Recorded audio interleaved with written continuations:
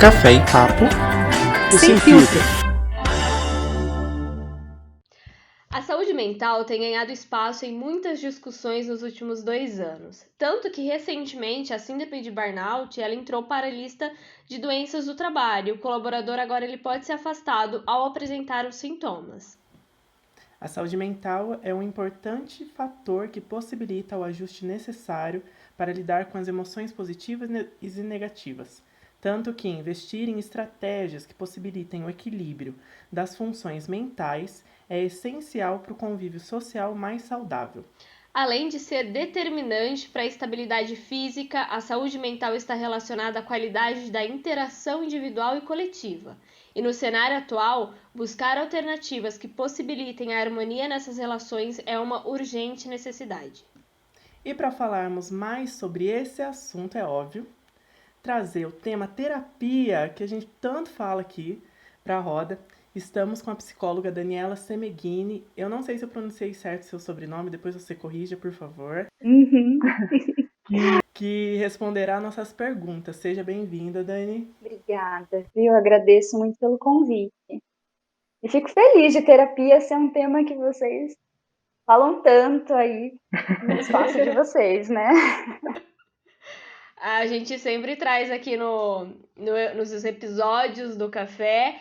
E aí, então, pra gente começar, vamos começar com uma polêmica, porque assim, a gente sempre acompanha que tem uma certa resistência na busca da psicoterapia, né? Quando a gente fala ainda para algumas pessoas, eu faço terapia, tem algumas pessoas que ainda olham meio torto e falam, nossa, mas isso daí é coisa de louco. Nossa, por que eu já ouvi pessoas falarem assim, nossa, por que vocês que fazem terapia, vocês são assim, desse jeito, com uma forma negativa de julgamento, sabe? Por que você acha que a gente ainda tem essa resistência, né? Esse julgamento negativo sobre fazer terapia? Sim, de fato, né? As pessoas ainda possuem muitos preconceitos com relação à psicoterapia. Eu acredito que isso vem muito das questões culturais, sabe? Por exemplo, se a gente for pensar no cuidado da saúde física, ela é muito enaltecida na nossa sociedade. Então, a gente vê em todos os lugares, né, o quanto que é importante ir no médico, fazer check-up. A gente entende que é uma alimentação saudável, ela é importante para a nossa saúde, os exercícios físicos. E aí eu percebo que, assim, saúde mental ela é colocada um pouquinho de lado, né? As pessoas não falam sobre isso, né? A gente não vê, assim, outdoor, na televisão, as pessoas falando sobre saúde mental. Inclusive, no consultório, já aconteceu, assim, de pacientes, né? Às vezes alguém liga ali no meio da consulta e aí eles atendem e falam, ai, não, olha, eu tô aqui no médico, né? Depois a gente se fala, né? Então, assim, há uma vergonha para quem, às vezes, já está na terapia de falar que faz, né? Eu acho que é muito isso de ser taxado como louco, né? Acho que a psicologia ela traz na história, né, esse lugar da loucura, né, das pessoas que possuem, por exemplo, algum tipo de transtorno, de ansiedade, depressão. Esses transtornos ainda são vistos como frescura, falta do que fazer, né? Tem funcionários que adoecem, né? Vocês estavam falando do burnout no início. E eles têm vergonha, né, de falar na empresa, porque tem medo de serem julgados, de perder o emprego. Então, eles falam assim, seria muito melhor ser afastado por uma doença física do que pensar num afastamento por conta de uma questão emocional, né? Então, assim, eu acredito que a psicologia, ela precisa caminhar cada vez mais para esse lugar da informação. Eu acho que quanto mais a gente... Por isso que eu falei, parabéns por falarem de terapia no espaço de vocês. Porque eu acho que quanto mais informação, né, as pessoas possuírem sobre o que é a terapia, porque fica num lugar meio misterioso, assim, né? O que será que acontece lá dentro? Trabalho é esse? O que o psicólogo realmente faz? E isso abre um campo gigantesco de fantasias. né? Sim. Então, acredito que levar informações pode ser um caminho de quebrar esses preconceitos, Sim. né? Esse medo que a pessoa tem, né, de procurar um psicólogo. Acredito que seja um caminho interessante, apesar que na pandemia a gente já observou um movimento maior de procura. Né? Eu acredito que aos pouquinhos a gente está quebrando isso. Né? As pessoas procurarem mais, falarem com os amigos sobre, né? Acho que a saúde mental agora nesses 2 anos virou um assunto bem importante, né? Então, assim, acho que a gente está caminhando, mas ainda precisa de muito mais, assim. As pessoas ainda têm muito preconceito, né? Sobre esse trabalho. Por que você acha, Dani, que a pandemia ela foi meio que o estopim, assim? Porque realmente de 2020 para cá a gente tem escutado bastante sobre isso, sobre doenças mentais, né? Sobre depressão, sobre ansiedade, então nem se fale. Por que você acha que a pandemia explodiu esse tema? Eu acho que essa condição, né, da pandemia, de isolamento, de não saber sobre lá no início, né, o que era essa doença, com o que a gente está lidando, trouxe em evidência, né, as questões de morte, de luto, um lugar que a gente era bombardeado assim de informações, restrições de trabalho, pessoas perdendo emprego. Então isso de fato mexeu muito com a parte emocional. A gente observou um boom assim de procura, né, de tratamento, tanto para psicoterapia, tanto para os tratamentos medicamentosos, também com psiquiatras, né? Acredito que esse ambiente, de uma forma, lógico, muito ruim, né, pelo que a gente viveu, mas trouxe esse lado positivo desse olhar de que, olha, né, existe algo a mais aí, né? Existe coisas que às vezes a gente não consegue lidar, e vai gerar mais ansiedade, pessoas mais deprimidas, e isso colocou em mais evidência. E se a gente for pensar, olha que engraçado, né? O Brasil é o país com a maior taxa de pessoas com os transtornos de ansiedade. Nossa. E o quinto em casos de depressão. Esses dados são da Organização Mundial da Saúde. Então, assim, 9,3% dos brasileiros têm algum tipo de transtorno, seja depressivo como de ansiedade. Então, assim, Caraca, gente. muito. É E aí eu muita vi que coisa. na pandemia esse número cresceu 5 vezes. Então, assim, é muita coisa, né? E aí quando a gente pensa no medo, na resistência da procura, a gente fica realmente preocupado, assim, né? Como é que as pessoas estão lidando com tudo isso, né? Então é realmente muito preocupante, né? Isso, de repente, pode estar atrelado, sei lá, agora é uma discussão assim, para nós três devagarmos um pouco. Mas isso, de repente, pode estar atrelado à questão que todo mundo sempre está recebendo muita informação, está sempre produtivo.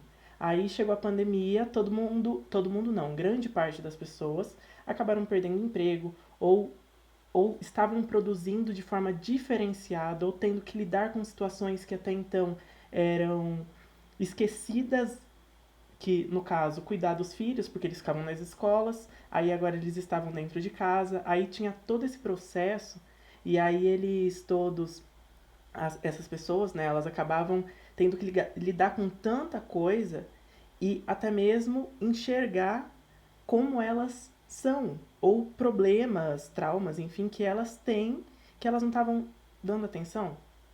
O que vocês acham a respeito? Quer falar um pouquinho, Nath? Eu acho que sim, eu vou por experiência própria, né? Eu trabalhei um bom tempo aí em casa, e foi aonde eu fui diagnosticada com depressão e ansiedade, e até hoje, quando eu tô trabalhando em casa, eu me vejo uma pessoa muito ansiosa, porque eu tô no computador, concentrada trabalhando, mas eu tô pensando na pia que tá cheia de louça e eu preciso lavar a louça, a cama que tá desarrumada. Então, a concentração, ela fica mais difícil, porque você sente uma pressão. É muita coisa pra você resolver e você quer resolver tudo ao mesmo tempo. Então, eu acho que na pandemia, a gente começou a lidar com muitos problemas ao mesmo tempo, sabe? E lá fora tá um caos e dentro de casa também você começa a enxergar o caos que também tá. Não sei, acho que é isso, assim. Foi bem cruel, assim, né? Uhum. Nos colocar dentro de casa, isolados, sem convívio social, com medo iminente de morte, de doença, um Uhum. trabalho dentro de casa em que a gente não estava adaptado para isso, né? Pessoas trabalhando em condições assim. Eu vi muitas mulheres tendo que ser produtiva no trabalho, ao mesmo tempo dar conta dos filhos que estavam dentro de casa, e Uhum. mais de todo o trabalho ali dentro, porque a gente está dentro de casa, né? Eu tô trabalhando, mas eu tô vendo a cama desarrumada, o lixo, e Uhum. aí é o que você trouxe, Nath. É difícil não ter o foco, né? A gente fica nesse lugar ansioso, né? Rodando em diversas atividades, sentindo uma exaustão, final do dia Uhum. sem saber aquele limite, né? A hora que acaba o trabalho, a hora que Sim. começa a minha vida, meu descanso, né? Então ficou Uhum. tudo muito misturado, né? Isso tudo realmente trouxe à tona, né, esses diagnósticos, essas questões com ansiedade e depressão principalmente, né? Então Uhum. foi bem cruel, assim, né? Esse período para a maioria das pessoas, né? Uhum. Ô, Dani, aí assim, só pra gente dar uma descontraída, o que você prefere, terapia online ou presencial? Como profissional, olha, como paciente, porque psicólogo também faz terapia, tá? Dá licença que eu também tenho minha psicóloga. A minha psicóloga eu faço online. Uhum. Você prefere? Não é nem que eu prefira. Eu acho que foi o que deu, assim, né? A gente começou, troquei de profissional na pandemia, foi Uhum. pelo online e facilitou muito a minha vida, né? Uhum. Hoje em dia vai ser só online mesmo. Mas, como profissional, de verdade, eu atendo tanto online quanto presencial. Me Uhum. cansa mais o atendimento online. Sério? Eu fico muito cansada no atendimento online. Sabe, uma pessoa atrás da outra ali, né? Porque a gente tem uma agenda um pouquinho mais corrida, Uhum. aquele contato com a tela. Não sei, Uhum. eu gosto de atender no presencial. Eu sinto, não é que o trabalho é diferente, assim, a gente entrega o mesmo trabalho, Uhum. mas em relação ao meu cansaço, assim, no final do dia, de um dia online, no final de um dia presencial, no Uhum. presencial parece que eu tô diferente, assim, então é engraçado isso, né? Como me faz falta, assim, olhar para o meu paciente, ter aquele contato ali. É isso que eu ia comentar agora. Acho que envolve a questão de nós, dos seres humanos, que tem essa necessidade de ter o contato com o outro, né? Uhum. Próximo. Principalmente no caso, nós que estamos aqui conversando. Se a nossa conversa fosse presencial, gente, ia ser muito diferente. É bem diferente, né? É, antes de eu fazer a próxima pergunta, eu só queria também dar minha opinião a respeito da pergunta que eu fiz para vocês. Porque na área de arquitetura, eu sou arquiteto. Então, na área de arquitetura, nós lidamos, né, discutimos muito a respeito do ambiente residencial e do ambiente profissional, de trabalho, empresas, enfim. E a partir do momento que você traz o trabalho para casa, muitas pessoas não se adaptavam, fazendo esse link, né, com a psicologia, muitas pessoas não se adaptavam a trabalhar em casa por estar no ambiente residencial, em algum cômodo da casa. Então, muitas pessoas reformaram alguns cômodos ou, sei lá, uma parede para se sentirem no escritório, Uhum. que era um meio de estar no ambiente de trabalho. Aí levantava de lá, saía, ia para outro cômodo, estava em casa, só que tudo dentro do mesmo espaço. Uhum. Então isso acabou gerando também muitas obras, né, nas residências, de alguma forma. É difícil porque é o mesmo ambiente, o ambiente em que você descansa, que você dorme, que você Sim. come, que você tá com a sua família, que você trabalha. Antes você tinha o trabalho, saiu do trabalho, vou pra minha casa, vou Exato. descansar. E aí, de um dia pra noite, você tá na sua casa, que é o lugar de estresse do trabalho, lugar de descanso. Então, Exatamente. porra, você passa a não ter um lugar de descanso, porque o estresse começa, né, ser maior do que o descanso e aí você acaba contaminando todo o ambiente. Sim.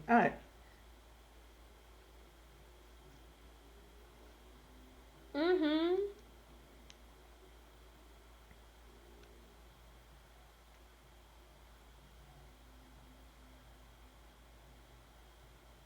For, o dia que for, eu tô aqui, né? Uhum. Sim. Então, assim, às vezes eu tava atendendo, sei lá, domingo, às vezes era até Louco. 10 horas da Nossa. noite, eu tava ali ainda. Então, Uhum. assim, foi difícil, né, essa adaptação de não, peraí, né, ok, eu tô em casa, não quer dizer que eu preciso estar disponível o tempo todo no Sim. trabalho, Exato. né? Eu acho que a gente precisou fazer uma forcinha mais até para conseguir o horário do descanso, né? A gente Sim. já vem, né, numa sociedade do desempenho, né? Exatamente. E tempo ocioso, tédio, né? Ele tem que se tornar produtivo também, né? Então Uhum. a gente não consegue mais ter esse momento de desligar. Então foi É. algo que assim eu particularmente senti também muita dificuldade com isso. Aqui onde eu gravo é o meu quarto. Eu trabalhava do meu quarto, assistia aulas do meu quarto e usava o meu quarto para descansar. Então, era um ambiente para subdividido em 3 ambientes, 3 momentos do meu dia. Então foi um pouco difícil, principalmente para desligar de trabalho. Esse foi o mais complicado. A Nath acompanhou uma parte desse período, que a gente É. estava trabalhando junto ainda, e foi bem. É, gerou bastante ansiedade, né? Em ambos. É. Eu acho que é o lance do que eles falam, trabalha enquanto os outros dormem, né? Não, Bem gente, Ai, isso. dorme isso enquanto é todo mundo dorme. péssimo, isso é péssimo, gente. Eu queria dar um tapa na cara de quem fala isso, assim. Isso é péssimo, Sim, né? É. Não, durma, né? sim. Descanse, saia Sim, dessa ideia, Tudo. porque a gente, né? Resultado, burnout, né? sim. Burnout o tempo todo, né? Então, Bom, existe casos de pacientes que, quando buscam auxílio de psicólogos, acham que psicoterapia é alguém que faz milagres e, após uma conversa, todas as questões e problemas da vida serão solucionados. Existe esse tipo de paciente, Dani? muito, muito. Eu já ouvi falas assim, Dani, se eu for todos os dias durante 2 semanas, será que meu problema já fica resolvido? Ai, como eu queria isso. Ai, como eu queria, né, ter esse poder também de em 2 semanas. Ou assim, né, às vezes mais. Isso eu ouvi uma vez só, mas assim, isso de, ai, na primeira consulta, assim, Dani, acho que em quanto tempo, mais ou menos? 2 meses, Nossa. 3 meses, a gente já tem isso ok, mais Uhum. estabelecido e tal. E assim, sempre a resposta que eu dou para essas pessoas é a seguinte, né? Psicoterapia, a gente não fala sobre tempo, Sim. porque tempo é um lugar muito particular de cada um, né? Eu tenho pessoas que super se envolvem e se dedicam, porque é uma dedicação, terapia não é um lugar fácil, vocês fazem terapia, vocês sabem. Não é o lugar mais confortável de estar, porque a gente vai muitas vezes mexer em lugares difíceis, né? Sim. Então, assim, às vezes o paciente, quando ele traz esse empenho de fato, lógico, a gente vai ver transformações muitas vezes mais rápido. Mas eu não posso falar de tempo, né? Porque imagina, né? Sei lá, tenho 31 anos. Poxa, 31 anos vivendo dentro de padrões, com crenças, dentro de um funcionamento. Sim. sério mesmo que em 2 meses você acha que tudo isso vai ficar diferente? Sim. Né? Então, terapia é esse processo que eu preciso digerir. Nem sempre eu vou entender o que está acontecendo ali naquele momento. Às vezes aquele insight vai vir lá para frente. Porque a gente, às vezes o psicólogo até já entendeu, mas ele não vai falar nada. Porque a gente precisa que o paciente chegue até ali também, para que faça sentido, né? Qual que é o tempo disso? Não sei, né? Mas por que a gente ouve muito isso? A gente está falando sobre essa sociedade, né? Essa cultura super imediatista, né? A gente está mega ansioso, a gente tem que resolver tudo, a gente tem que estudar, a gente tem que trabalhar, a gente tem que comer saudável, fazer exercício, tem que meditar, tem que... né? Então a gente tem que dar conta de muitas coisas, né? Faz com que a gente não queira perder tempo. Quando a gente conversou assim, o tédio, o ócio tem que ser produtivo também. Né? Então eu não posso perder tempo, né? Sim. Então por isso faz com que as pessoas às vezes fujam até da terapia e busquem as soluções mágicas. As pílulas mágicas, e aí é um grande problema da medicalização feita de uma forma não muito legal, porque a gente tem pacientes que precisam sim de tratamento psiquiátrico, de medicação, né? E é super importante para o processo, junto com a terapia. Mas a gente tem aquelas pessoas que às vezes elas não precisam ser medicadas, né? Elas estão passando por uma situação ali de vida que às vezes elas estão numa angústia, não sabem lidar com aquilo, em vez de procurar um caminho que pode ser um pouquinho mais demorado, mas que vai desenvolvendo esses recursos, né? E ela pode se desenvolver a longo prazo. Não, a gente busca aquilo que faz com que acabe logo, né? Então me dá logo um remédio para que eu pare de sentir isso. E aí eu acredito que meu problema está resolvido. Sim. E aí a gente vê profissionais, às vezes, muitas vezes nem são psiquiatras, né, que são os especialistas mesmo para lidar com essa medicação. Às vezes a gente vê outros médicos, né, passando, medicando pessoas, né, na parte psiquiátrica de uma forma, às vezes, não muito consciente. Sim. Então é um caminho, assim, que eu olho que é bem perigoso, né? E vem crescendo, assim, cada vez mais, porque a gente busca essa solução rápida. Sim. Então, assim, fujam, né, até de terapias mesmo, que falam, olha, resolva o seu problema em 5 sessões, a sua depressão vai estar resolvida. Parece aqueles cartazes que a gente vê em post, sabe? Que traga o seu amor de volta em tantos dias. Gente, o que é isso? Exato. Né? Mas não é? A gente é bombardeado com esse tipo de informação, né? Resolva os seus problemas em tantos passos, né?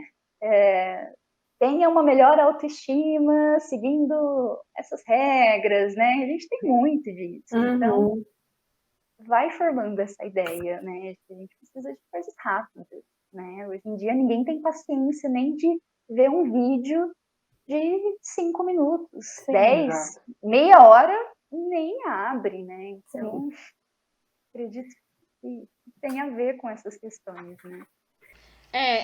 Quando a gente fala, né, compartilha com as pessoas, é porque eu faço terapia. Nossa, mas você paga pra conversar. Conversar, converso com os meus amigos, me reúno num bar, converso, tá tudo resolvido.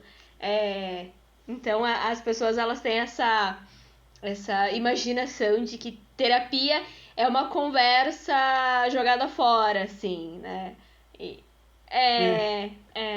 E aí, quando a gente começa a fazer e você começa a ver que uma conversa que pode ser simples, mas que você sai dali já com várias coisas na cabeça. Fala, nossa, eu nunca tinha pensado nisso, que isso tá ligado a isso, e você vai se transformando. Eu faço terapia tem uns 2 anos, e se você pegar a Natália de 2 anos atrás e a Natália de agora, não é a mesma pessoa. É outra pessoa, É gente, outra pessoa. É outra pessoa. Então... Sim. Não tem mesmo. Algo que você comentou, né, a respeito da medicação, Dani, quando eu fui em busca da psicoterapia, foi justamente por isso. Aí eu conversando com a minha mãe, mãe, eu vou atrás da terapia, da psicoterapia, porque eu não quero ir direto para medicação. Eu só vou para medicação se houver necessidade. Caso contrário, vou fazer a terapia para ajustar tudo que tá aqui dentro da minha cabeça. Foi assim que eu falei pra ela. Pra que todo o restante se organize. Então, se tiver esse outro passo, aí são outros 500. Mas por enquanto, não preciso dessa parte. A glória. Eu tava conversando com a minha namorada hoje, acho que foi hoje ou ontem, sobre isso, porque eu precisei ser medicada, e aí a gente tava conversando sobre o preconceito que as pessoas têm. Porque sim, Sim. tem aqueles profissionais duvidosos que receitam, ou pessoas que se automedicam, mas também tem um lado bom, senão não existia esse remédio. Exatamente. E o quanto eu, no começo, eu tive muito preconceito. Eu não quero tomar remédio, porque o remédio ele vicia, porque o remédio ele vai tirar minhas sensações, porque o remédio isso, aquilo, eu nunca mais vou ser a mesma pessoa. Então tem também o preconceito é, por acham que o remédio é só o negativo, né? Mas ele também tem o seu lado positivo e necessário.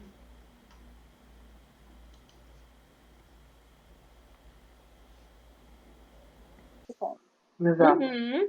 eu acho. E aí, às vezes as pessoas procuram, assim, no cardiologista, no ginecologista, né, as mulheres, remédios para ansiedade, para depressão, e não vão para o psiquiatra, porque fica mesmo esse lugar de que eu vou ser dopada, de que eu vou ter que tomar Uhum. remédio pro resto da minha vida, Sim. né? E eu sempre martelo assim, gente, muito pelo contrário, o bom profissional, ele sabe a hora de iniciar e a hora de terminar uma medicação, né? A gente está ali acompanhando. E outra, não tá bom. A gente tem que entender que, assim, uma depressão, ela não é só as manifestações psicológicas.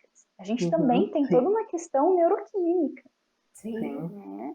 Então, assim, é um cérebro que não está funcionando direito. E aí não basta só a Nath falar assim, eu não quero mais ter depressão e eu vou lutar com isso fazendo, às vezes, atividade, comendo bem, fazendo minha terapia. Ótimo, mas às vezes isso não é o suficiente para Uhum. trabalhar nessas alterações. É que nem se eu tiver com pneumonia e ficar aqui falando, não, mas eu não quero isso e eu vou fazer um exercício que respira. Não, eu vou precisar de uma medicação, Exato. né? A ansiedade, o transtorno de ansiedade, a bipolaridade são doenças que afetam questões neuroquímicas. Então, por isso que os remédios nesses casos, eles são tão importantes, fazem parte do tratamento de um protocolo.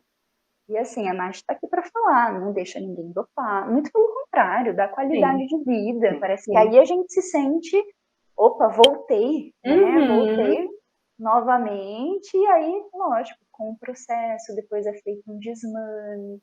Porque tem isso também, as pessoas começam a se sentir bem, elas Elas falam, eu não param. preciso mais do remédio. Sim. Parou um dia, pum, nossa, já faz uma meleca.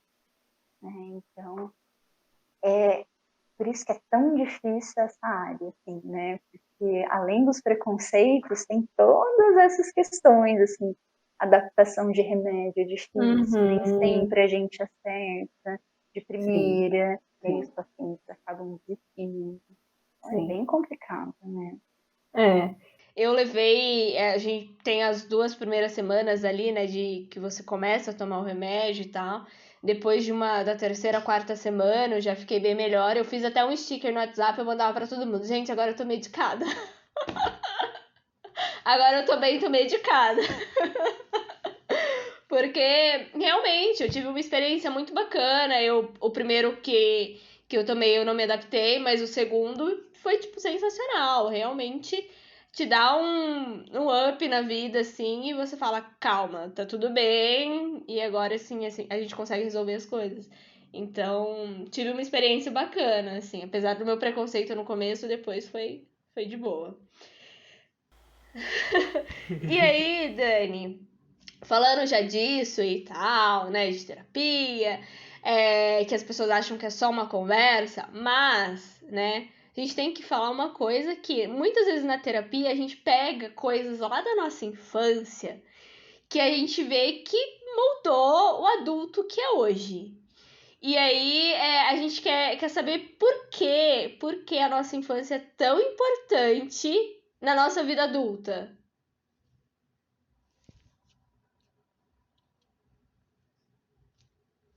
Uhum. né? Então, assim, quando a gente está pensando na constituição psicológica de uma pessoa, a gente vai ter que investigar toda essa história que começa muitas vezes lá da gestação, né? Uhum. Então, assim, como que foi, né? Foi uma gestação planejada, desejada? Se não foi, já muda todo um cenário, né? Da Uhum. onde essa pessoa estava inserida, né? Como que foi esse desenvolvimento? Aconteceu algum trauma importante? Uhum. Como eram as relações, né? Quando a gente está se constituindo, isso é muito importante. Uhum. Então, assim, o psicólogo, ele sempre vai trazer esse olhar lá para trás, porque é ali que a gente vai entender a pessoa que ele é hoje. Uhum. Né? Então, por exemplo, se aconteceram muitos traumas, era um ambiente muito difícil, teve abandono, sei lá, estou aqui pensando num cenário mais complicadinho, mais complexo, né? Uhum. Esse indivíduo na vida adulta, ele vai ter traços ali da personalidade, do caráter, que foi influenciado por isso, né? E aí a gente vai perceber, é bem característico, assim, como que ele se comporta diante de alguma situação mais adversa, né? Como que Uhum. são as relações dele, às vezes vai ser uma pessoa bem mais desconfiada, introvertida, com essa Uhum. dificuldade, né, de se entregar ao outro. Então, assim, tudo isso é material para a gente entender, né, com quem que a gente está falando ali. É material para que a gente consiga traçar um caminho de trabalho ali, de tratamento, porque eu brinco que, assim, muitas vezes essa criança, ela vem à tona no Uhum. nosso ser adulto, né? Eu até brinco assim, falo, olha, parou. Quem está falando agora? É a sua criança ou é você? Né? Porque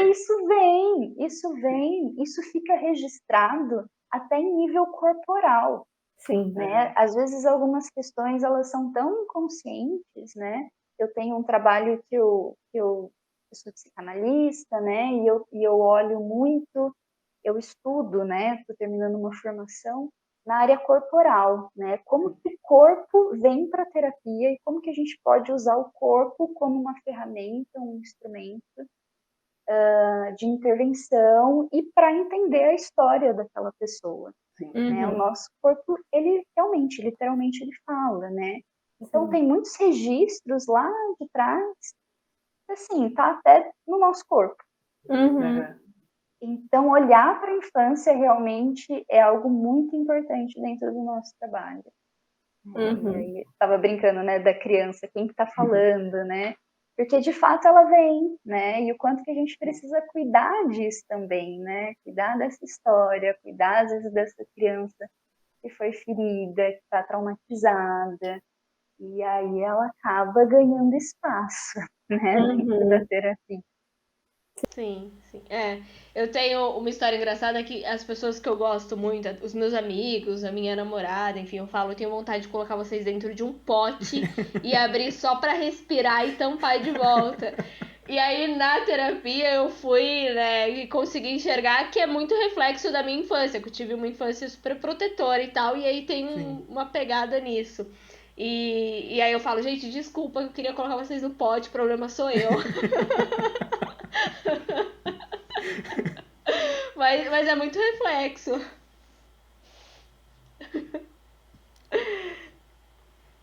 Bom, como eu e a Nath estamos dentro, né, da comunidade LGBTQIA+, e fazemos terapia há um tempo.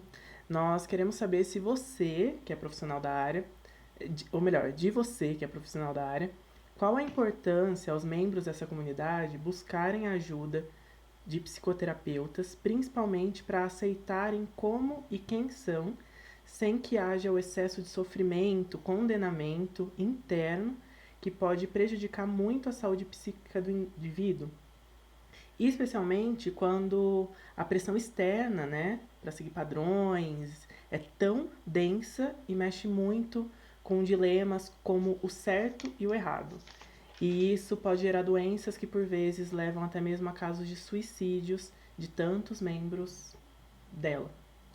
Você pode falar um pouquinho sobre, Dani?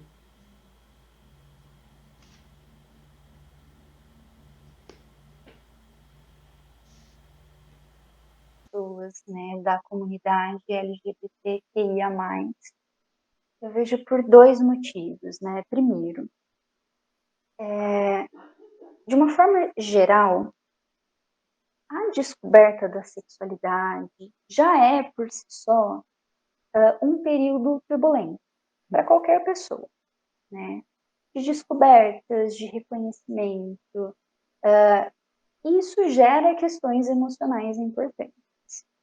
Aí a gente pega isso, que já é turbulento, que já é complexo, e coloca dentro, né, de um cenário, de um ambiente que é cercado de expectativas em relação a como, né, a nossa sexualidade precisa ser vista, né, como que dentro das questões que são bem normativas, né, e às vezes bem implícita, nem tanto implícita, né, mas enfim, porque a gente cresce com essas ideias, né, a gente tem uma sociedade ainda que cresce com essa ideia de que como que os meninos e as meninas precisam se comportar, o que eles têm que gostar, o que eles precisam fazer como meninos e como meninas, né? E aí, quando essas, de fato, né, crianças, porque essa descoberta, essas questões da sexualidade, elas não surgem na adolescência, né? Já é uma questão ali desde a infância, né? Então, quando eles percebem que talvez eles não irão cumprir, né, essas expectativas, porque as vivências, os desejos, eles são diferentes daquele padrão que está sendo imposto, surge, lógico, um sofrimento psíquico, né? Então já é um lugar complexo, né? A gente ainda, talvez, com essas ideias, né, da família tradicional, conservadora, tal, né, que impõe tão rígida, de uma forma tão rígida, né, faz com que exista uma falta de um lugar que seja acolhedor, que seja seguro, né, para que essas questões se desenvolvam. E aí eu percebo que, assim, esses sentimentos começam a ser reprimidos, jogados para debaixo do pano, né, do tapete, e isso vai intensificando cada vez mais sentimentos de tristeza, de solidão, de não se sentirem ali acolhidos, compreendidos. E aí é por isso que eu vejo, né, que a terapia, ela é de extrema importância nesses casos, porque ali a gente proporciona, assim, um lugar sem julgamento, né, que acolhe aquele indivíduo, que acolhe aquela fala, aquele sofrimento. E ali a pessoa pode, né, colocar aquilo que está reprimido, né, e pensar sobre a sua sexualidade, pensar sobre sobre a sua história, sobre seus medos, as suas angústias. E aí, assim, a gente está fazendo, além disso tudo, um trabalho de prevenção, né? Prevenção de doenças, né? De suicídio, que é um índice altíssimo, né, para as pessoas. A gente ajuda no autoconhecimento e principalmente no desenvolvimento de recursos que são mais saudáveis para lidar com o enfrentamento de todas as adversidades, né, que o meio impõe para essas pessoas. Então, realmente é muito importante a busca da psicoterapia.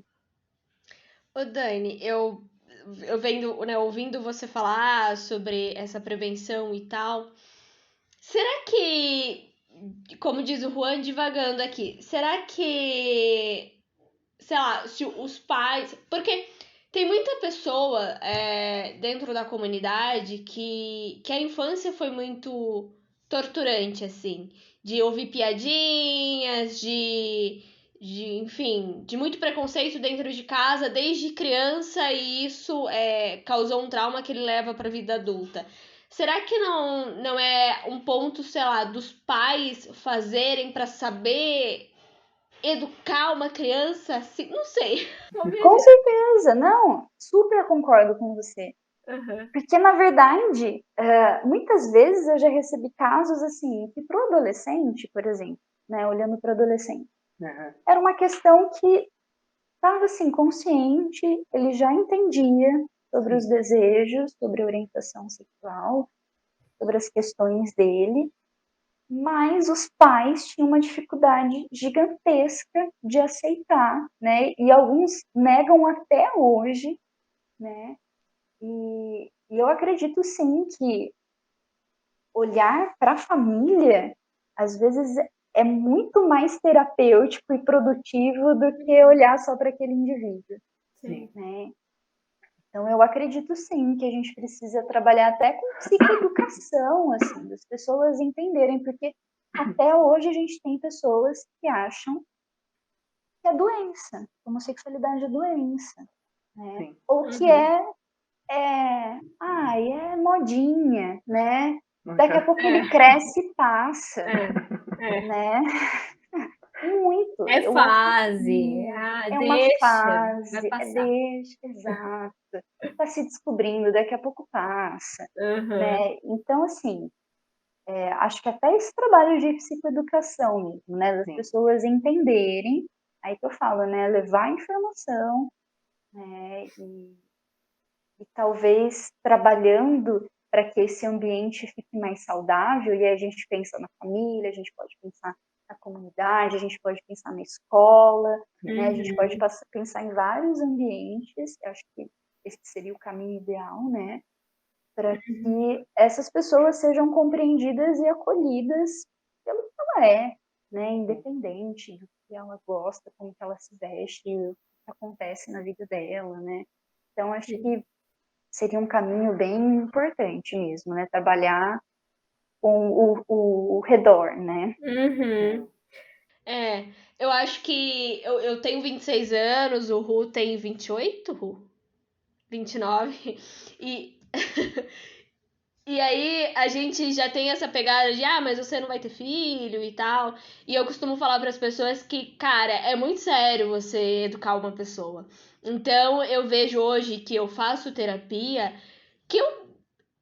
velho, para você educar uma pessoa, você precisa ter um emocional muito bom, muito trabalhado, sabe?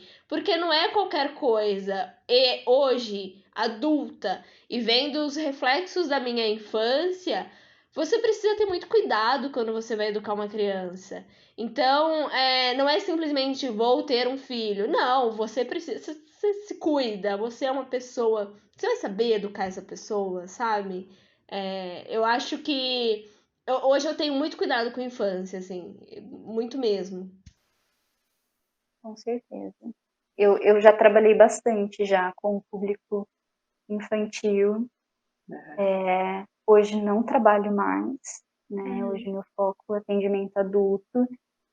Mas, assim, confesso que me deparar com essas barreiras, né, em relação à família, essa dificuldade, né, em que a pessoa vai lá, não tem todo esse cuidado, né, da educação, e aí jogam ali pra gente, né, com o intuito de que a gente conserte as coisas, né, e a família se isenta, né, eu confesso que isso foi um dos fatores, assim, que me frustrou bastante dentro desse trabalho e que me fez decidir não querer mais trabalhar dentro dessa área, Uhum. né? Porque realmente é difícil. Eu admiro muito meus colegas que trabalham com criança, porque não é fácil mesmo, viu? Lidar com essas barreiras, assim, é um desafio muito grande. A família às vezes não aceita, né, o que a gente está falando. Porque a criança é um reflexo Sim. de uma casa. Sim. E aí quando a gente vira e fala assim,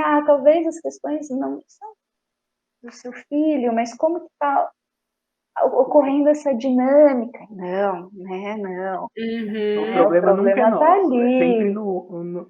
em qualquer outro lugar, menos ali onde Exato. Conserta no aí espaço o de meu vivência. filho, tá É. rebelde, e eu fico aqui esperando receber ele bonitinho de novo. É isso Ai, mesmo. ai. Hoje está sendo nossa segunda terapia. Quer dizer, minha segunda terapia da semana. Não sei a sua, Natália. Essa semana eu dei o bolo. Não acredito nisso. Eu tava muito.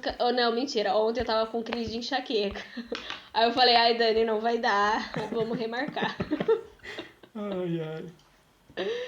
Bom, Mas, prosseguindo. Dani, bom, vamos trazer para um assunto mais tranquilo? Seguinte, quero saber se, beleza, a gente vai lá, a gente vai tratar do nosso mental, do nosso emocional, como isso vai refletir no físico ou no nosso comportamento com a sociedade, entendeu? Sei lá, se chegar uma pessoa introspectiva, falar, tô numa fase introspectiva, não quero conviver com a galera do trabalho, não sei o quê.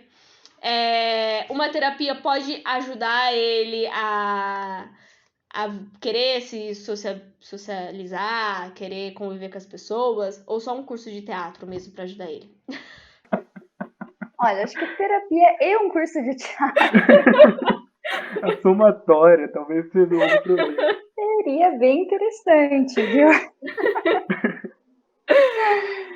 Não, mas assim, né?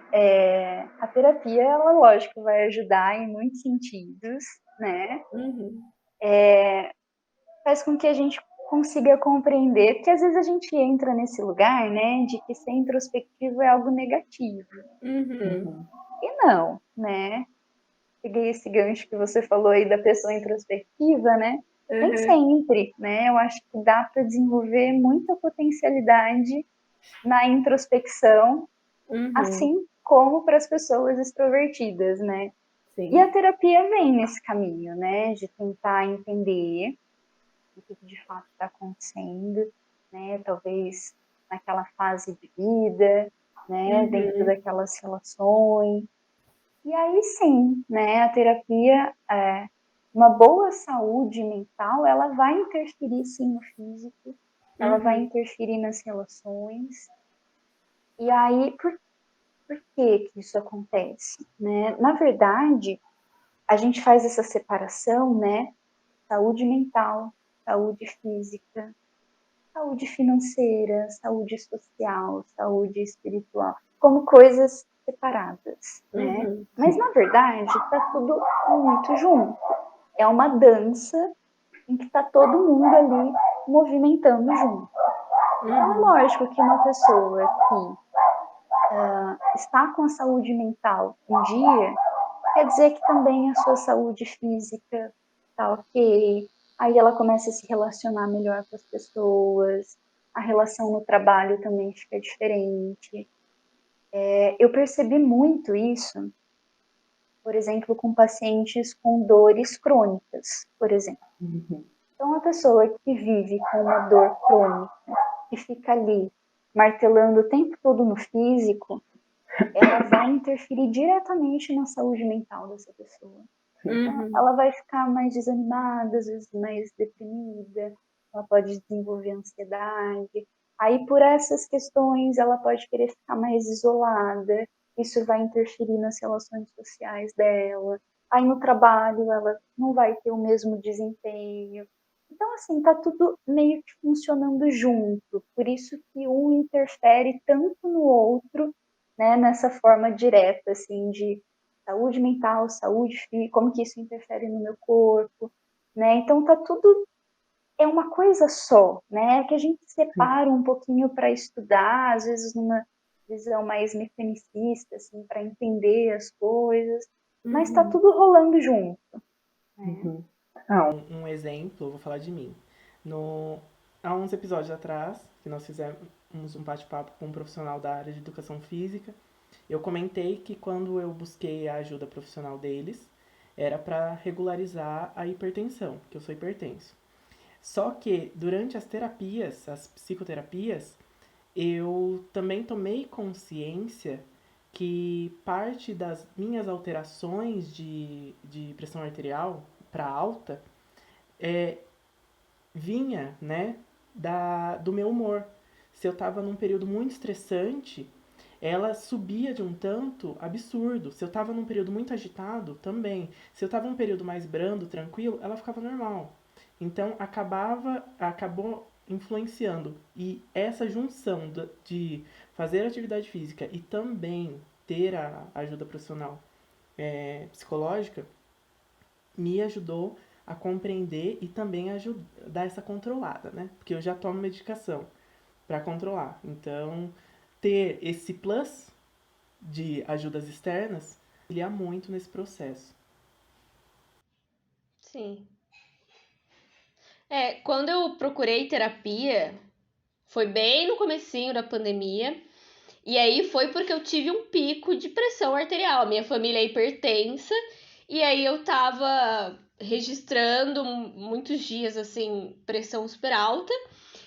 E aí tinha vezes que eu tinha o sintoma físico, mas ela nem tava alta. Então, aí eu fui no médico e aí ele falou, cara, às vezes é ansiedade, não sei. E aí eu fui procurar terapia e aí eu comecei a fazer e deu uma normalizada. Porque teve momentos que eu tive, aí eu acho que caracteriza como crise do pânico, não sei, que eu fui no pronto-socorro e falei, cara, eu tô infartando. Eu juro que eu estou infartando. Eu tô com a pressão lá em cima, eu tô sentindo queimação e que não sei o que, que não sei o que. Ele aferiu minha pressão e falou, você não tem nada, você não tem nada. Então, é muito psicológico, porque você começa a sentir mesmo. Isso, e não é porque é psicológico que a gente não sente no corpo. Sente, é assim, é quase sensação de morte quando chega realmente nesse lugar, né, da síndrome de uma crise de pânico, né? É uma sensação de que o corpo vai explodir mesmo, né? Que eu vou morrer. Então não é porque é psicológico que a gente não sente isso, né? Sim, sim. É bizarro. Bom, você que além... mais um extra aqui, né? Alguma coisa pra gente... não fugir do tema, mas, né? Deixar um pouquinho mais divertido. Você que além de psicóloga tem paixão pela dança. Gente, pra quem não sabe, ela dança do ventre, tá? E você, Dani, acredita que é importante nós encontrarmos alguma paixão onde possamos nos expressar de alguma forma? Seja artística, seja esportiva, seja na culinária, que muitas pessoas, principalmente na pandemia, descobriram que adoram cozinhar. Enfim, existem vários meios de se expressar e várias paixões. Qual a relação de ter uma paixão por algo, seja um hobby, enfim, e, e a psicologia? O que um pode estar ligado no outro? Sim, realmente, eu sou apaixonada pela dança. Hoje eu não danço mais. Olha só que Não coisa. dança mais, Dani? Não. Eu ia perguntar como você controla o quadril. Olha, foi uma das habilidades mais impressionantes e maravilhosas que eu aprendi na minha vida. Foi essa. Olha, eu admiro porque eu não tenho nem um pingo. Não, e olha, eu faço... Bom, eu sempre fui envolvida nos esportes, desde muito pequenininha. Aí lá com os meus 17 anos eu conheci a dança do ventre. Sim. E aí eu fui, assim, dar uma pausa lá para uns 27, 28 anos. Então foram 10, 11 anos, né? E assim, dei aula, né? Fui professora, minha relação era muito próxima. E eu confesso que era uma atividade, assim, que me proporcionou tanta coisa boa na minha vida, sabe? Foi ali que eu formei os meus maiores vínculos de amizade que eu carrego até hoje. Então, quando a gente começa a pensar nesse link com a psicologia, Sim. né? Então, as minhas habilidades sociais, a questão de formação de vínculos, né? De construção de amizades. Então, até hoje, são pessoas, assim, foram madrinhas de casamento, né? Nossa. Então, são relações muito fortes. Então, eu sempre tive, né, nesse espaço, esse lugar até de expressão, né, de sentimentos, das minhas emoções. A gente consegue fazer isso através da dança, de um esporte, da culinária, das artes em geral, né, teatro, da música, né? Então, eu, assim, na minha experiência particular, quando eu estou fora de qualquer coisa que traga movimento para o meu corpo, é nítido o quanto eu começo a deprimir e a minha ansiedade dá uma compensada. Sim. Eu volto para o movimento do corpo, seja em qualquer atividade, eu sinto que eu volto para o meu eixo, né? Teve uma situação assim interessante, entre aspas, né? Que não foi algo legal. No ano passado, eu fui diagnosticada com endometriose, né? Que é uma doença, não sei se vocês conhecem sobre essa doença, mas que atinge mulheres que menstruam, né?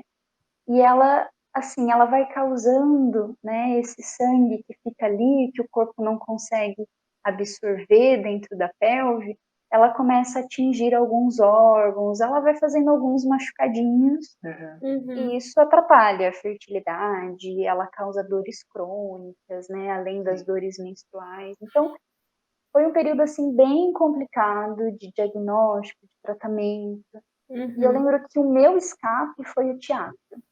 Nossa.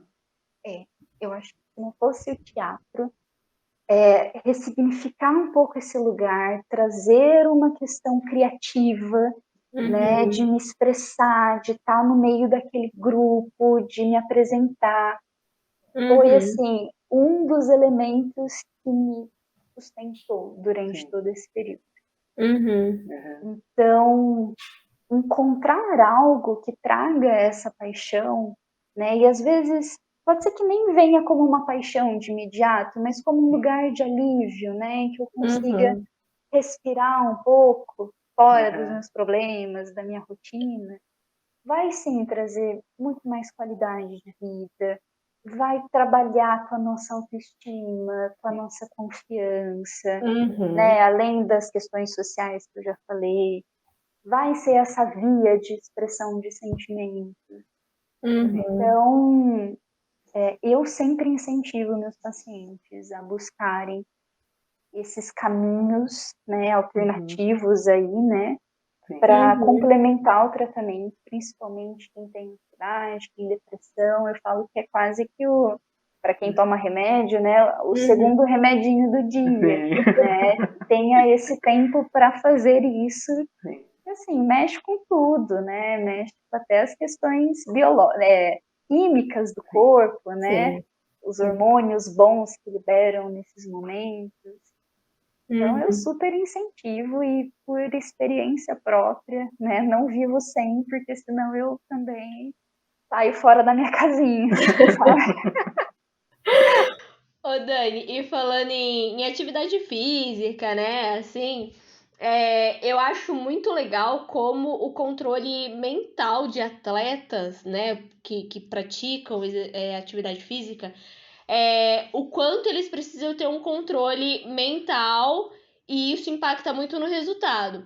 Um exemplo muito, assim, um pouco simples, eu lembro que no começo do Big Brother desse ano, tinha uma participante, a Bárbara, que bem no comecinho, em uma das provas de resistência, ela foi destaque e todo mundo falava muito sobre o controle emocional e mental dela naquela prova. Que ela não tem um porte atlético e mesmo assim ela foi longe numa prova de resistência porque foi muito questão de mente. Então, como que... Qual o tamanho desse poder que a nossa mente tem para ter controle físico? esse poder é muito grande, né? Eu estava vendo também sobre essa participante, né? E eu achei impressionante. Além do autocontrole dela conseguir passar isso para a companheira ali de prova dela. Sim, né? O quanto que ela foi trabalhando, depois, né, eu li lá que ela estuda sobre isso, né, sobre neurociência e tal. Então, assim, mas é algo que às vezes a gente não é aprendendo no livro, né? Pra gente ver o quanto que esse autocontrole, o quanto que ela conseguiu passar isso para outra participante, o quanto fez com que, não importa o meu corpo, né? Se ele é mais fraco, porque os outros participantes eram 2 homens, e aí em um momento eles falam assim, não, elas estão muito bem, tipo, desencana, e aí eles desistem. Né? O quanto que a fala delas também vai interferindo no estado emocional dele, né?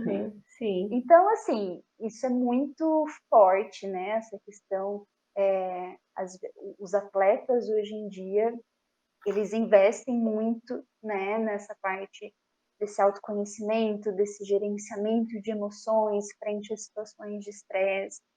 Porque, assim, a gente observa, né, por exemplo, um atleta que escala montanhas, ele fica, às vezes, anos se preparando para uma prova, né? Fisicamente está muito bem preparado, prepara a questão de alimentação, está tudo redondinho. Mas se naquele momento, durante aquela prova, acontece algo que desestabiliza o emocional, muitos deles desistem, não conseguem completar, né? Porque realmente a mente vai interferir diretamente nesse desempenho, na resistência ou em qualquer outra situação. Então, o investimento desses atletas está sendo cada vez maior agora, né, para o treinamento das emoções. Um exemplo que ocorreu foi ano passado que teve as Olimpíadas, né? Isso. Teve aquela ginasta olímpica dos Estados Simone. Unidos que desistiu. Justamente porque o psicológico dela não estava bom. É um exemplo, assim, que aconteceu há pouco tempo também. Exato. Sim. Foi e mesmo. Ela que é uma das melhores no mundo. Desistiu, e abandonou gente. a competição. Exato. E eu lembro, sim, na época deu muita repercussão sobre isso, né? Sim. Sobre a saúde mental dos atletas, né? O quanto isso interfere no desempenho. Então, eu vejo cada vez mais agora esse movimento deles buscando, né? Não só deles, acho que isso é geral, né? Para todo mundo, é que para eles fica mais evidente, né? Essa questão do físico. É que tem toda a cobrança, né? Do precisar ser o melhor, precisar vencer, ir até o limite do seu corpo. Aí, nossa, gente, eu no lugar de algum atleta, eu não sei como eu lidaria, não. Não sei como ia ser o negócio, não. É muita cobrança. Aí vamos brincar um pouquinho. Lembra aquela pergunta sobre a infância? Sim. Imagina esse atleta criança num ambiente em que ele era extremamente cobrado, em que ele entendia que, assim, se eu não atingir aquilo que meu pai, que a minha mãe quer, eu não vou ser amado, eu não vou ser aceito. Olha o quanto que isso, né, esse ambiente vai sendo construído. E aí aquele atleta, na hora que chega nesse lugar de extrema pressão, de que ele não pode falhar, de que tem ali pessoas, uma equipe, né, esperando a pessoa realmente entra em parafuso. Sim.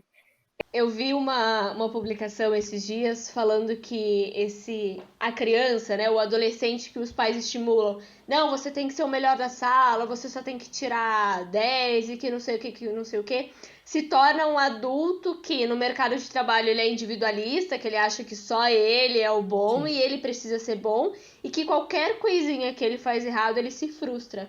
Então, o quanto isso também tem uma pegada negativa na vida da pessoa. Com certeza. Gente, sim. Muita cobrança. Ai. Ó, então, tratem bem os seus filhos e criem bem eles, tá? Mas eu vou para a próxima pergunta. Em questões ligadas a relacionamentos afetivos, como nós conseguimos minimamente... Ó, eu tô falando também porque eu tô solteiro, né? Vai que eu preciso desses sinais do universo, da psicologia, enfim. Como nós conseguimos minimamente identificar se nós estamos entrando ou nós estamos já numa relação que é tóxica? Tem alguns sinais que a gente Sim, consegue perceber? tá. Primeiro, eu vou devolver assim pra você, Juan. É, O que é um relacionamento saudável pra você? Como que você idealiza isso? vamos lá. Olha lá, pretendentes que nos ouvem, tá? Que se tiver alguém por aí, mande DM depois. Brincadeira. Bom, um relacionamento saudável, na minha visão, seria uma questão de cumplicidade e parceria. Esse é o principal, que envolve uma certa amizade entre os parceiros. Que um torce pelo outro, vão crescendo junto, evoluindo juntos, mas se um tá quase caindo ali, tá passando por um perrengue, o outro vai lá segurando a mãozinha, não, você não vai cair não. Essa é a principal, o ponto-chave de uma relação saudável na minha visão. Perfeito. Então você está me dizendo que assim, uma relação saudável, ela te traz segurança, é um lugar em que você pode ser quem você é de fato. Sim. Que existe respeito, que existe uma boa comunicação, as coisas fluem até com uma certa naturalidade. Existem problemas, quer dizer, relacionamentos saudáveis, eles têm que ser perfeitos? Não. Não, Não, nada é né? perfeito, né? Não. Então, vai ter briga, vai ter conflito, vai ter desentendimento. Qual que é a diferença? Né? A diferença é que o casal, quando está numa relação saudável, eles conseguem encontrar recursos para lidar com essas dificuldades de uma maneira mais legal, assim, Sim. né? Uhum. Por quê? Porque o relacionamento tóxico, ele não é por inteiro tóxico, Uhum. o tempo todo tóxico, Sim. né? Ele funciona assim, até às vezes como um ciclo, né? Então existe um momento que é mais difícil, tal, é quase dentro da violência, assim, por exemplo, do casal, do homem contra a mulher, por exemplo, né? Que aí tem a lua de mel, fica tudo bem, daqui a pouco cai de novo nesse lugar mais agressivo. Então realmente é confuso, né? Mas se a gente tem em mente que assim, diante dos problemas, o casal consegue ter recursos saudáveis para lidar com isso, é um bom sinal de que aquele relacionamento tá ok, tá legal. É tóxico por quê? E aí também é legal a gente não entender que relacionamento tóxico, a gente está falando só de relacionamentos amorosos. Uhum. Eu posso ter um relacionamento tóxico dentro da minha família, com a minha mãe, com o meu pai, com amigos, né? A gente precisa abranger mais esse lugar, Sim. né? E tem sim alguns sinais que a gente pode observar dentro disso, dessas dinâmicas, né? Por exemplo, quando há o sentimento de uma falta de apoio. Então, você está num relacionamento com alguém, Juan, e aí você sente que você não é estimulado dentro das coisas que você gosta, que o tempo todo você está sendo diminuído, né? Isso é um sinal de que as coisas não estão legais, né?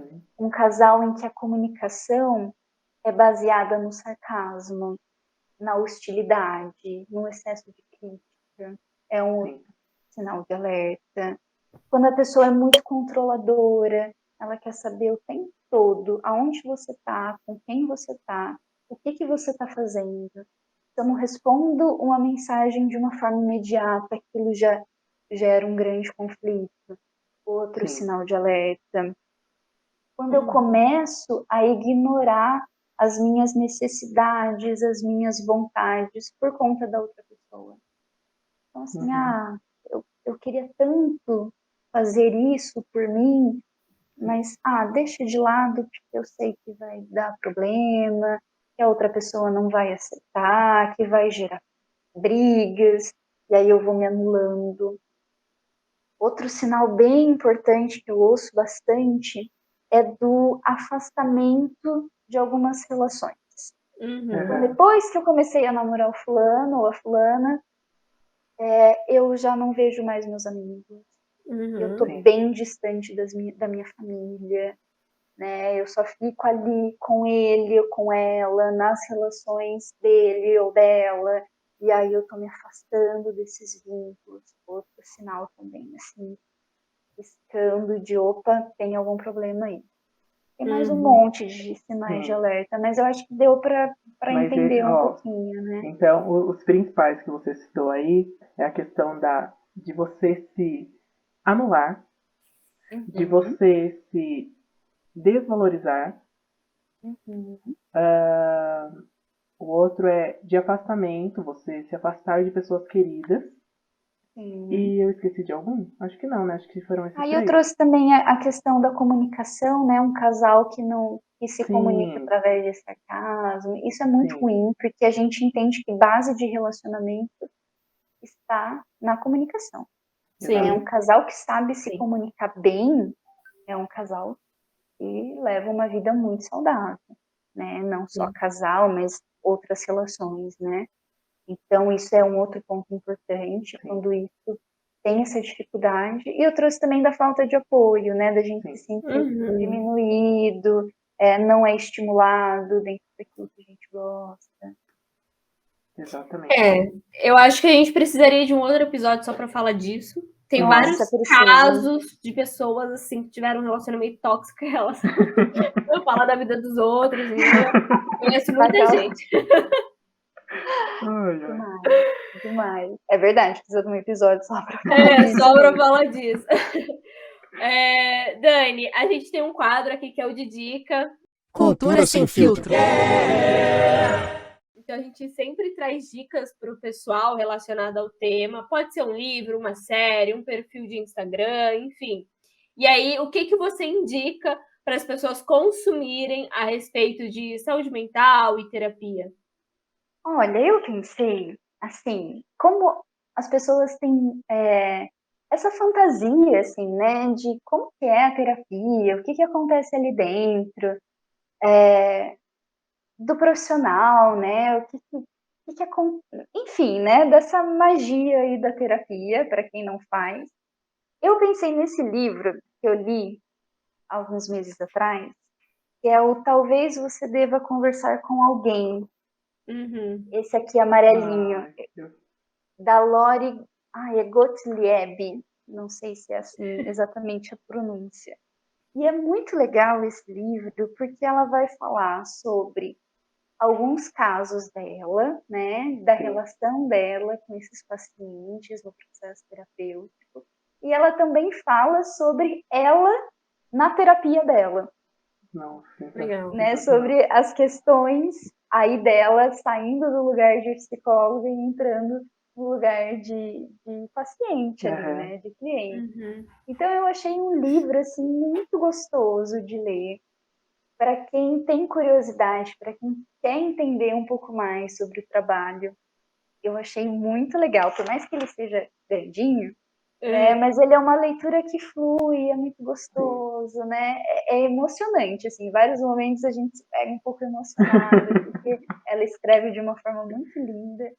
Então essa é a minha dica, assim, para quem quer entender, né, como é que funciona, esse livro eu acho uma boa dica, assim, para começar a aguçar um pouquinho essa vontade da terapia, né? Eu quero ler só para saber como que é uma terapeuta na terapia. Ai, gente, é muito engraçado, viu? Fiquei curiosa. Não, é muito engraçado, assim. Eu falo que eu na terapia, né? Eu falo, gente, mas eu acabei de conversar sobre isso com uma paciente. Eu tô fazendo a mesma coisa. Parece que, né? Mas eu acho que isso humaniza até o nosso trabalho, né? Porque um terapeuta só consegue levar o seu paciente num lugar em que a gente já conhece. Sim. Por isso que a terapia para o psicólogo é, assim, essencial desde faculdade, né? Porque eu só consigo levar naquele lugar que eu já cheguei também. Sim. Então, né, é interessante, viu? Bom, eu vou dar a minha participação também. Eu quero deixar um filme. Esse filme ele é antigo, acho que é de 2016, que ele chama Fragmentado. O personagem que é o Kevin, ele possui 23 personalidades distintas e ele vai alternando consegue alternar elas quimicamente em seu organismo apenas com a força do pensamento. Mas aí um dia ele sequestra 3 adolescentes que encontram em um estacionamento e elas vivendo em um cativeiro passam a conhecer as diferentes facetas de Kevin e aí elas precisam escapar porque Kevin é um pouquinho alterado, né? Pouquinho, né? Só um pouquinho, coisa pouca. Ele tem apenas 23 partes, né? Às vezes eu não consigo administrar uma, imagina ele. Só um adendo aqui. Essa semana eu vi Pera aí que tá passando uma moto aqui, como sempre, quando eu vou falar aparece alguma coisa. Essa semana eu vi um meme falando sobre terapia. Aí a questão era, quando a minha psicóloga ou meu psicólogo fala pra eu ouvir a minha voz interior, e você começa a ouvir várias vozes interiores, não apenas uma. Aí você fica todo confuso. Eu acho que seria as personalidades do Kevin. Deve ser. Então aí é um filme que eu curti assistir, acho que vocês também vão curtir. E você, Juan, qual a sua dica de hoje? Bom, a minha dica é uma série que se chama Boneca Russa. Ela, só pra deixar claro, é de comédia. E ela não tem, né, nenhum link, nenhuma ligação com a guerra, né, da Rússia entre Rússia e Ucrânia, por favor, tá? Não confundam uma coisa com a outra. Ela é de 2019 e ela tem na Netflix. Eu só não lembro se é uma produção da Netflix ou não, mas ela tem na Netflix. Eu comecei a assistir há pouco tempo, já terminei a primeira temporada, estou na segunda. E ela conta a história da Nádia, que é a protagonista, e ela é a típica politicamente incorreta. Ela é grossa, ela é egoísta, ela não tá nem aí pra ninguém. E tudo isso acaba influenciando tanto na vida dela, quanto no pessoal que convive com ela. Só que ela vai descobrindo essas coisas no decorrer de um acontecimento. Que ela morre numa noite, ela morre tragicamente numa noite, na noite do aniversário dela de 36 anos, ela morre e tal, e aí ela entra naquele, como que eu anotei aqui? Naquele feitiço do tempo, sabe? Que a pessoa ela fica num looping eterno. Ela morre, aí ela volta para aquela mesma cena, aí morre e volta. Aí ela vai tentando descobrir como sair daquela situação. A princípio, quando eu assisti a primeira temporada, eu achei que tinha a ver, sei lá, com aquela questão, ela está no purgatório, sabe essas coisas? Fui entender um pouco sobre, e não é bem isso, gente. Tem a ver com questões psicológicas do ser humano. E como o desenvolvimento do ser humano, né, dele e a relação com o outro e com a sociedade, influencia tanto na vida dele, quanto na personalidade e também na vida dos demais. E com base nas atitudes e tudo mais. E a protagonista ela é obrigada a enfrentar todos os medos e traumas dela, os maiores medos e os maiores traumas. Um deles é a relação com a mãe. Então, isso acaba sendo meio que um dos vários acontecimentos que tem no decorrer da história.